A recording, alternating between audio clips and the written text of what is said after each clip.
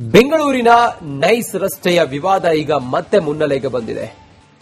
Nice ರಸ್ತೆ toll ದರದ ವಿರುದ್ಧ ಈಗ ಆರೋಪ ಪ್ರತ್ಯಾರೋಪ ಆಕ್ರೋಶ ಇದೆಲ್ಲವೂ ಕೇಳಿ ಬರ್ತಾ ಇದೆ.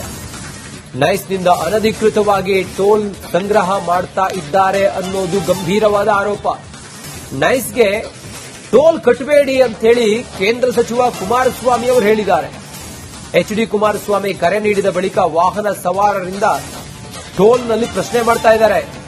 ನೈಸ್ ರಸ್ತೆ ಟೋಲ್ ಸಂಗ್ರಹ ನಿಷೇಧಕ್ಕೆ ಒತ್ತಡ ಹೆಚ್ಚಾಗಿದೆ. ಸರ್ಕಾರ ಜಮೀನು ನೀಡಿದ ಉದ್ದೇಶ ಬಿಟ್ಟು ನೈಸ್ನಿಂದ ದುರ್ಬಳಕೆ ಮಾಡ್ತಾ ಇದೆಯಾ ಅನ್ನುವಂತ ಆರೋಪ ಈಗ. ನೈಸ್ ವಿರುದ್ಧ ಜೆಡಿಎಸ್ ಸಮರವನ್ನ ಸಾರಿದೆ. ಇವತ್ತು ಪ್ರತಿಭಟನೆಗೂ ಕೂಡ ಜೆಡಿಎಸ್ನ ಕಾರ್ಯಕರ್ತರು ಸಜ್ಜಾಗಿದ್ದಾರೆ. ನೈಸ್ ಟೋಲ್ ವಿಚಾರ ಈಗ ರಾಜಕೀಯ ಕೆಸರೆರಚಾಟಕ್ಕೂ ಕಾರಣವಾಗಿದೆ. ಮೂಲ ಒಡಂಬಡಿಕೆ ಇವರು ಆರಂಭದಲ್ಲಿ ಮಾಡಿಕೊಂಡಂತ ಒಡಂಬಡಿಕೆಯಂತೆ ನಡೆದುಕೊಂಡಿಲ್ಲ. ಈ ಕಾರಣದಿಂದ ನಾವು ಯಾಕೆ ಟೋಲ್ ಕಟ್ಟಬೇಕು, ಇವರು ಏನೇನು ನಿಯಮ ಇತ್ತು ಆ ನಿಯಮ ಬಾಹಿರವಾಗಿ ಸಂಗ್ರಹ ಮಾಡ್ತಾ ಇದ್ದಾರೆ.